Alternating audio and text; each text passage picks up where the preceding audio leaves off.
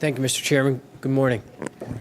First of all, thank you for your commitment to our community hospitals. As the largest employer in Beaver County, our community hospital is very thankful for your attention and your appreciation for what they do and your working relationship.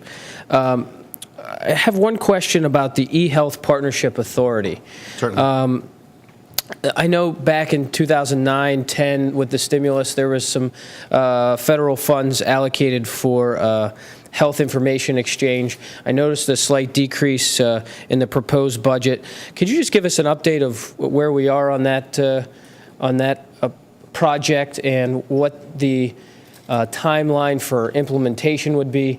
I know that the region of Western Pennsylvania has been working on a system for quite some time, and how does your state system Sure. work in with those regional partnerships? And if you could just provide the committee with an update. Certainly. I'm also a board member on the eHealth Authority, so it's something that we take very seriously. There was a $17 million grant provided, and the authority is currently working with approximately 400 stakeholders representing both public and private sectors, trying to help us guide through this process.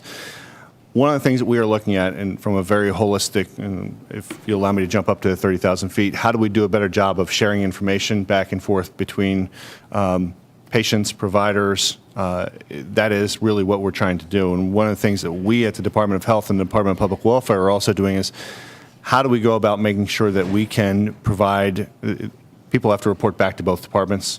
If we can help to streamline that process through the eHealth work, we're happy to do so.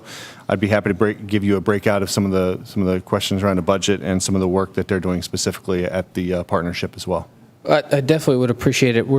There's serious allocation of funds since 2008, 2009, and then obviously in last year's budget and this year's budget, understanding where those dollars are being spent and what the long-term plan is for implementation, I think would be very helpful, at least for me. Be happy to share that with you. All right. Thank you. Thank you, Mr. Chairman.